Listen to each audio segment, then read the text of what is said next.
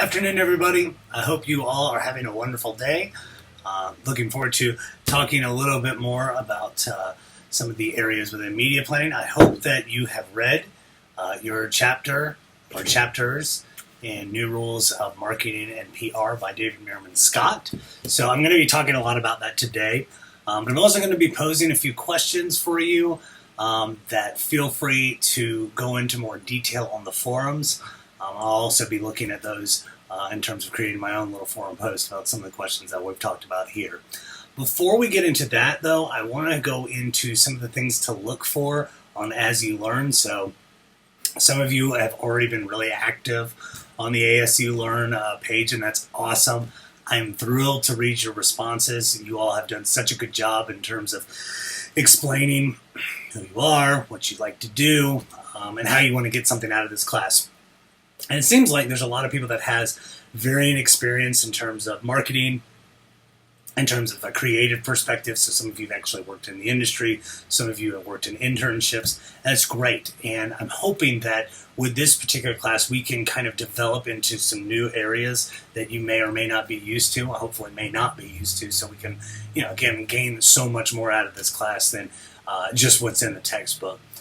For some of you who have answered that I don't know anything about media planning, that's great too. And again, we're going to be covering over a lot of things that are the basics in terms of being able to not only understand some of the formulas within media planning. So what are GRIPs, or gross rating impressions for gross rating points, what are impressions, what is reach, that kind of thing. And again, understanding that, but also getting into the scheduling, getting into the budget.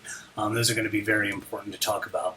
So first and foremost, what to look for on your As You Learn is the forum for this week. So on week 1, I have a forum, and it's kind of an open forum in terms of what you want to talk about. So if you hear something in the lecture you really are interested in, put it down as a topic and put it down as a discussion. I'll be more than happy to participate and share some personal information as far as things that are within literature, things that I've worked with personally, or being able to provide some resources for you to help with something like that.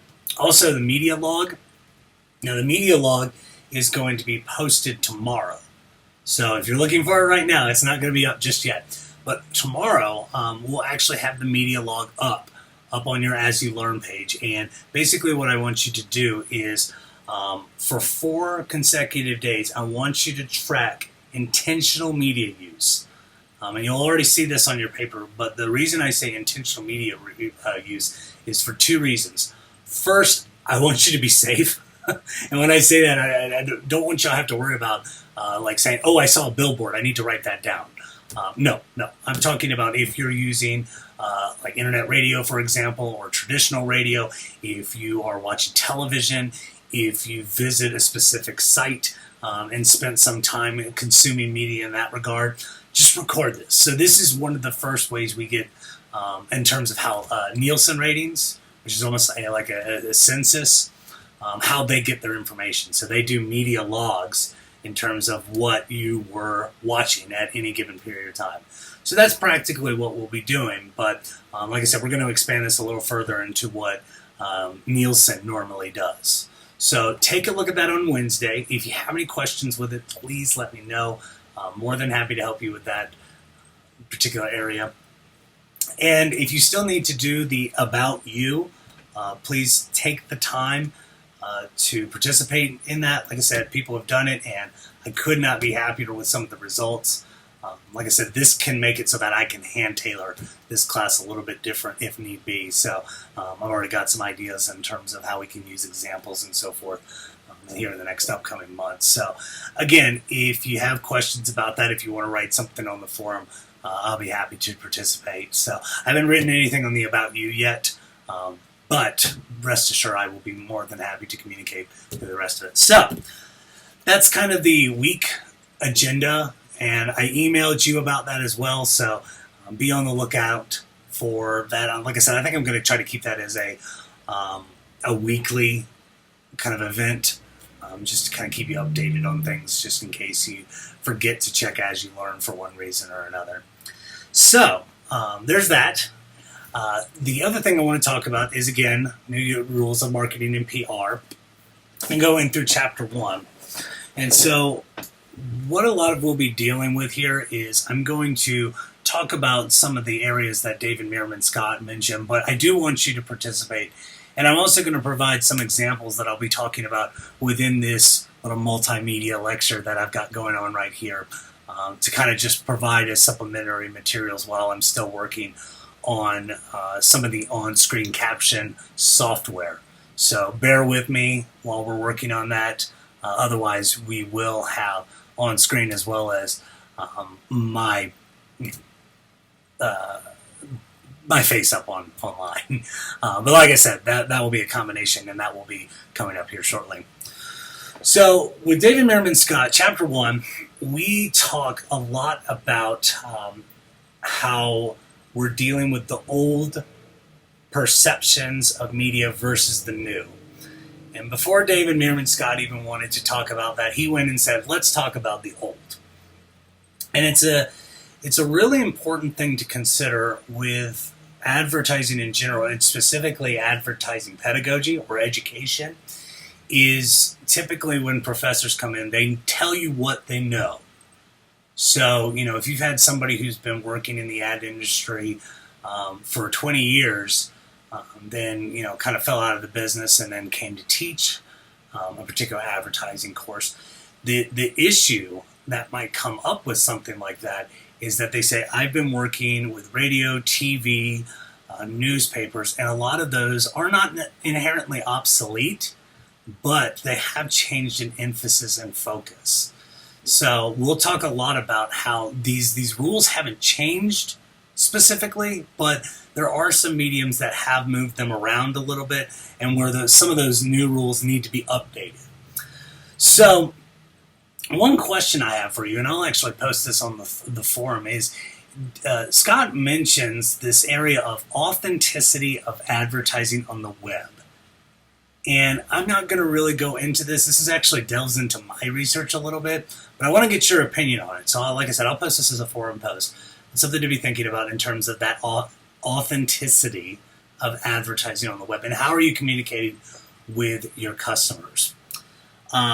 Typically within media planning, though, apologies for that little off-screen tangent there, is cost. In media planning, we talk a lot about budget and cost and finances, and we've normally given this mentality of the big advertising firms, the big advertising clients that we use are always kind of top tier.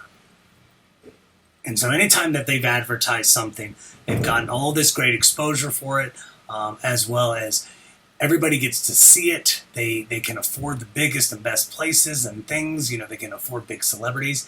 And in many ways, some of this has become a little obsolete in the terms of media planning.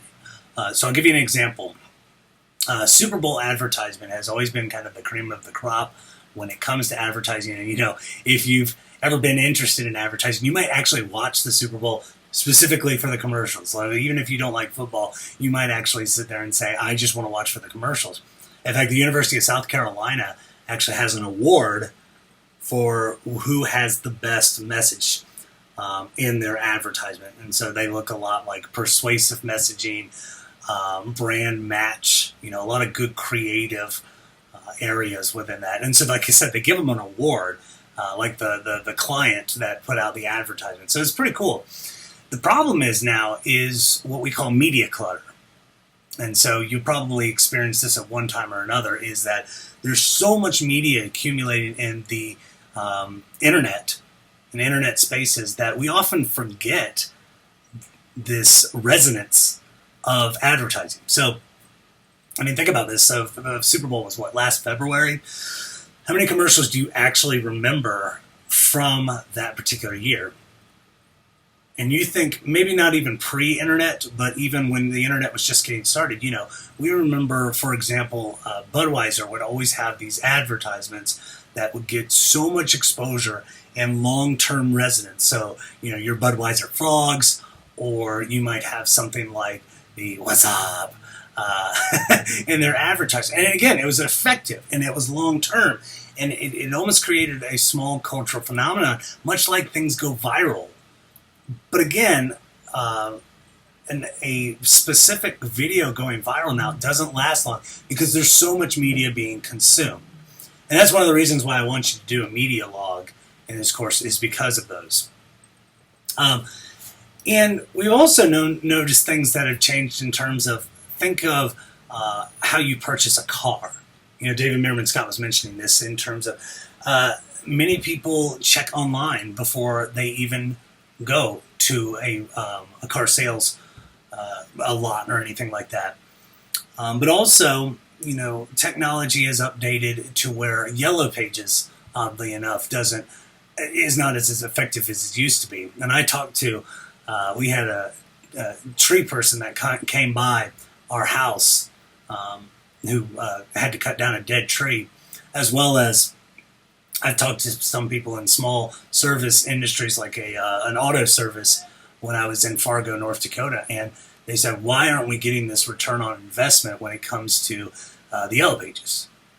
And typically I said, it's not that Yellow Pages aren't dead by any means, but most people use it as a doorstop. They use Google now. They use these search engines to kind of get things rolling in that regard. And so, again, the internet kind of paved the way in terms of changing things a little bit. And think about this for a minute. I mean, how do you find out about App State, for instance? Some of you were born and raised in this area, or you live in Hickory or West Jefferson, and it just kind of is part of the community, being a part of App State's community. But as one of my classmates when I was in school here, she became an ambassador, and now she's part of the Alumni Association in Raleigh.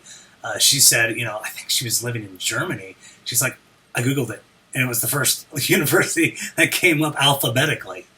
And so it's really weird how some people find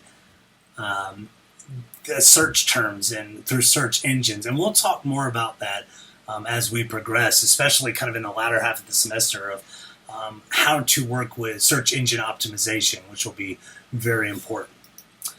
So that is kind of the beginning appeal for what David Meerman Scott was talking about. But he does mention old rules of advertising.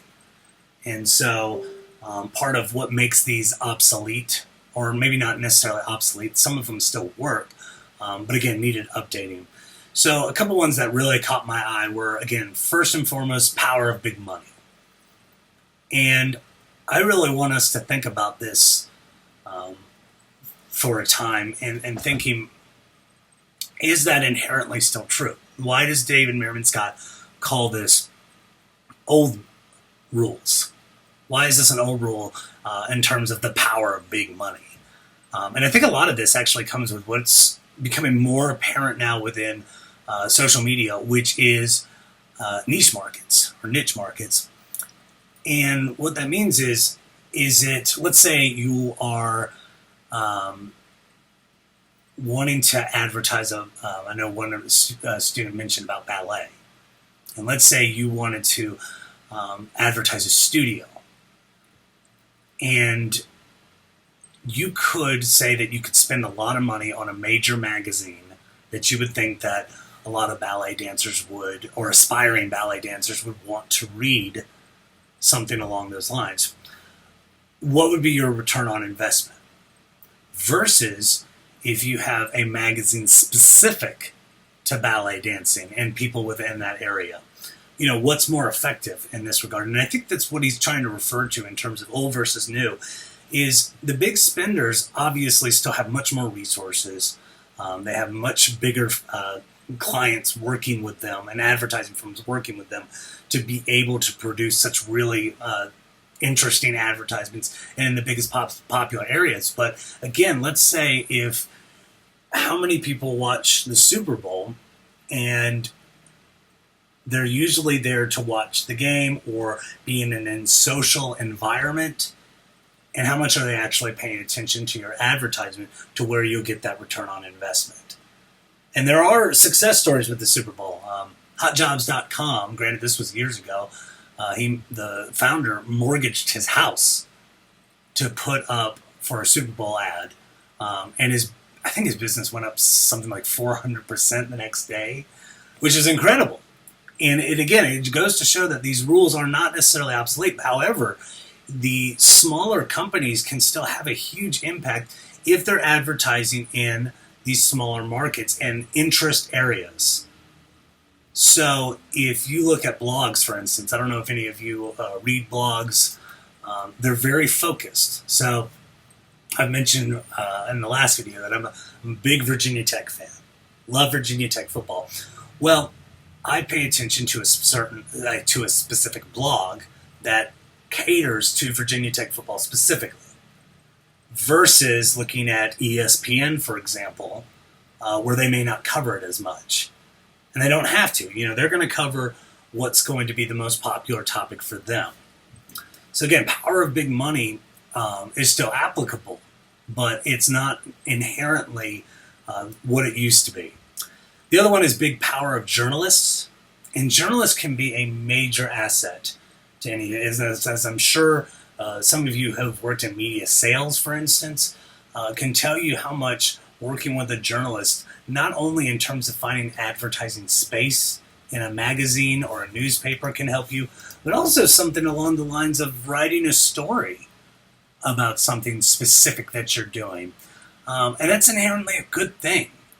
And you want that. And again, he's not saying it's obsolete, but he is saying that, do we need the middle person? Do we need that other person to help us advertise that message? And to some regards we do, and it helps, but we can advertise our own message as well. So it leads up to the first lesson of media planning that I want to talk about for this class. When it comes to scheduling, budgeting, media share, vehicles, they're entirely up to the client's needs. So again, working with NSAC, the National Student Advertising Competition, it's always going to be different. They're going to come up to you with different needs. They're going to come up with you for a different budget. They're going to come with you for different reach. And that's important. And again, it's getting the best bang for their buck. That will help them. And so how does this apply to you specifically? Because I often say that you not only want to promote your brand, but people who are involved with the brand are also connected to that, and what they post matters. So, as I'm mentioning to you, as the students of this class, I really always focus more on the content you're producing rather than the grades themselves. Grades are important, and I understand that, but I want to focus more on the content you're producing. So, if you make a B in this class, for example, but have an impressive interactive portfolio, most times they won't even look twice at your GPA. They'll just say, this is unbelievable what you're being able to do. So, and this works in organizations as well, in terms of what David Meerman Scott will talk about frequently, is you are what you publish. And that works on a personal level too. It's not just the brand, although that is there. It also has to do with you specifically.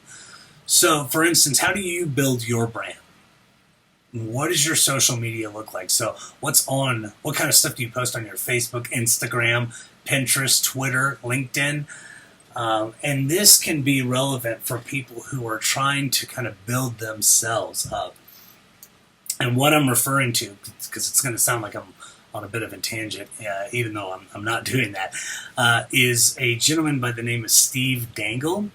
Steve Dangle started off in high school, and he started doing what's called LFR, which is Leafs Fan Reactions.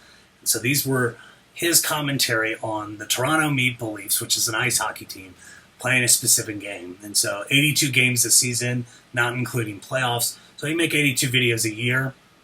And so he'd post those up on YouTube. He just kept posting. 10 years later, I know this is a major abuse of one thing led to the other, but he's working at Sportsnet in Canada.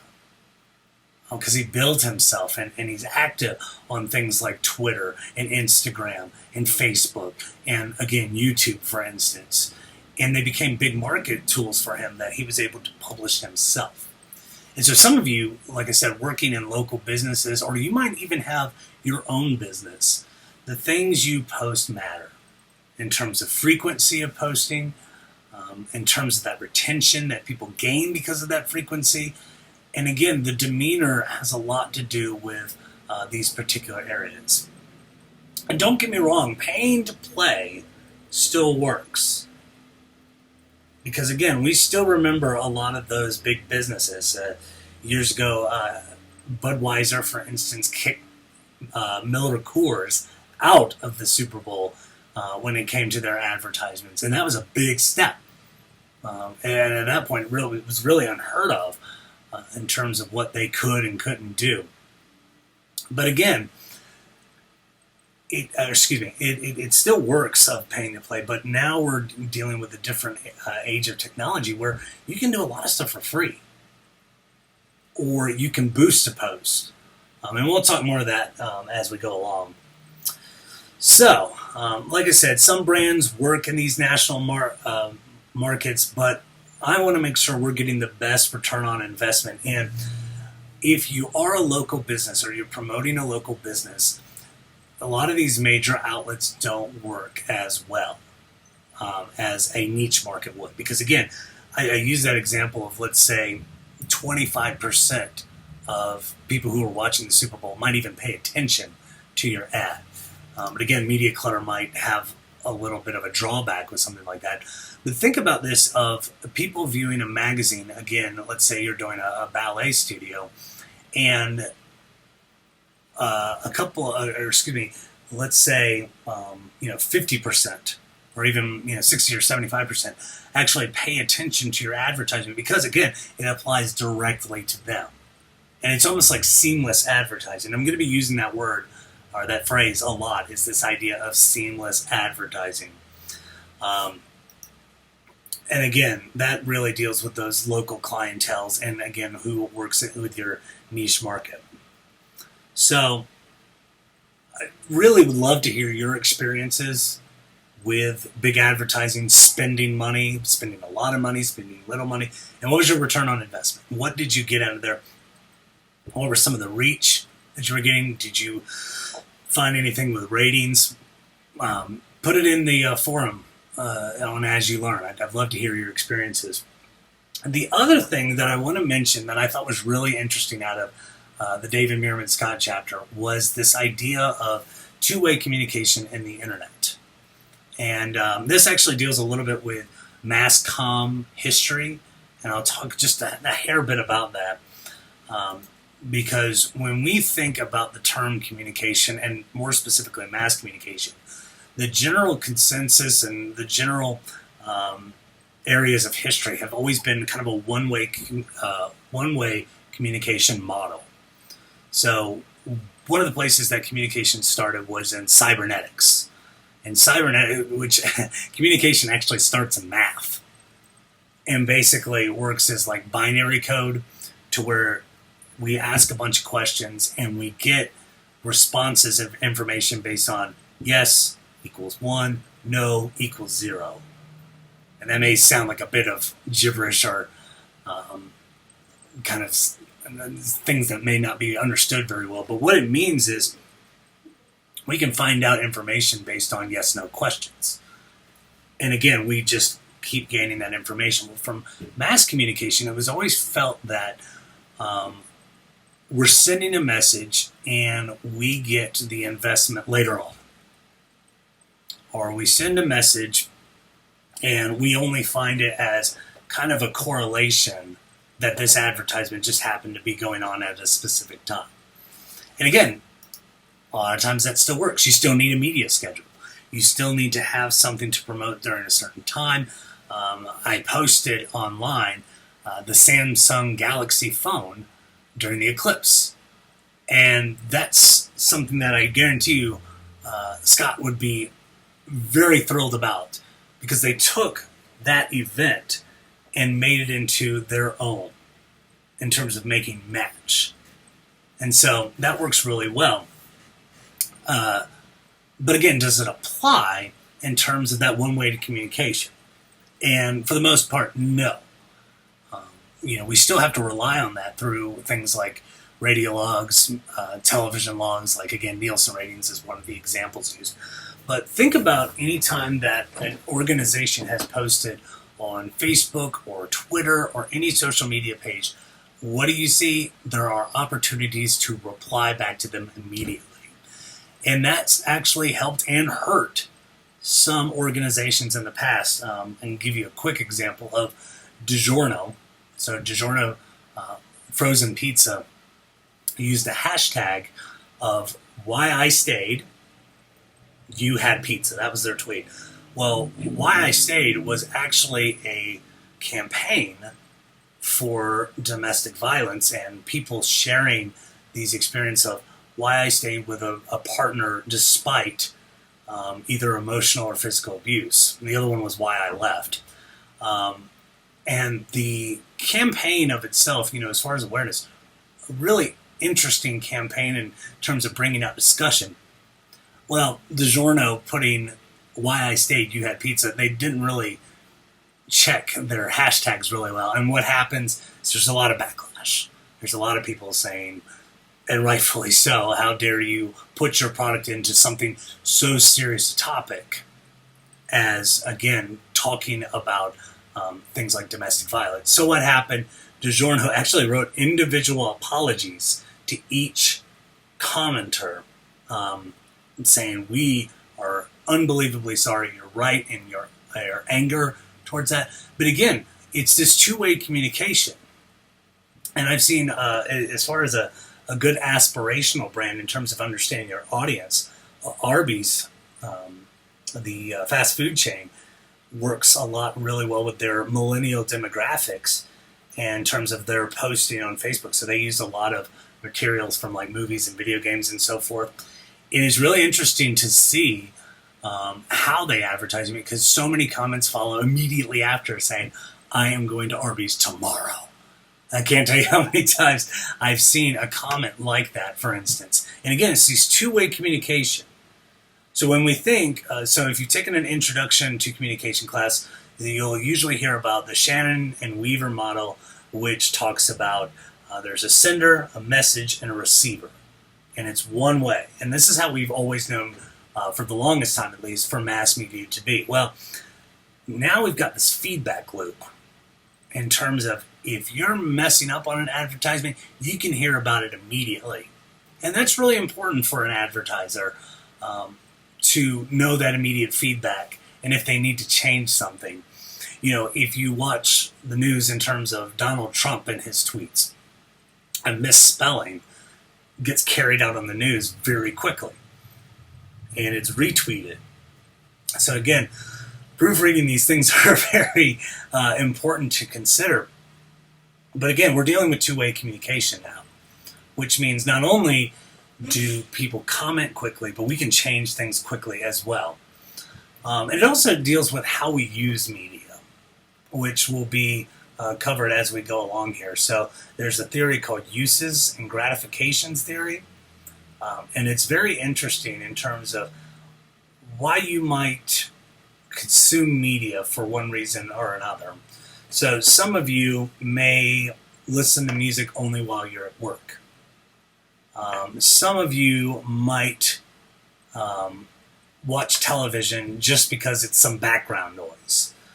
My wife and I will watch a movie that we've seen 100 times, and we'll talk during it or we'll cook during it, but it's just something familiar on to avoid some of those awkward silences you might have. So you may catch my drift here, but again, we use specific medias for different reasons, and the reason that's important, it affects how we are, what our attention is when we're viewing a media outlet in that regard. So, I'm actually going to stop right there. There's a couple of old rules of marketing that I'll touch base on, but more or less, I kind of want to get your opinion on that.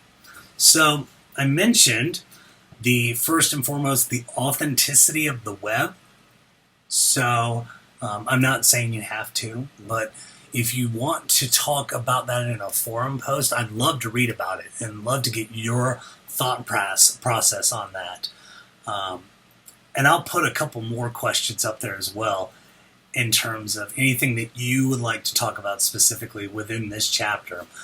Like I said, especially when it comes to old rules and integrating into new rules within advertising, marketing, PR, etc. And so that can be really helpful in terms of understanding this. I hope this made sense. I know I kind of jumped the gun a little bit in terms of kind of skipping around within the book. But again, I think some of these new rules need to be considered and thought about and talked about. Because even if you're dealing with a small business, it may not be of your best interest to advertise in a local magazine that not a lot of people are going to pay attention to, or a local newspaper that, again, not a lot of people are going to read past certain sections of the newspaper. So if you've got something in finance and people aren't typically reading that particular section for one reason or another, you're wasting your money. And we don't want you to waste your money in this case. We want you to build on those niche markets where people will pay attention. And again, Scott is really talking about how incorporating that yourself can be very beneficial. And so this goes back to the first topic we were talking about in terms of going for what we know. And what we know is, again, spending a lot of money, going to these traditional media sources. And that doesn't always inherently work. And so we have to restructure our thinking a little bit in terms of how we want to promote some of these particular areas. And again, you'll see these, especially with some big companies, of how they're starting to get onto that trend. So there's a lot of self-made people on social media, but also these big businesses are starting to jump in there because they were like, this is where the money can be.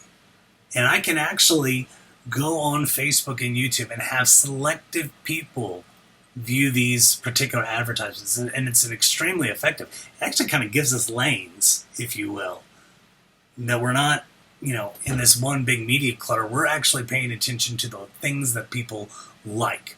And so again, and this is one of the most important things that, again, as far as a question, is the seamless advertising that I want to keep talking about, is how can I promote something without being intrusive?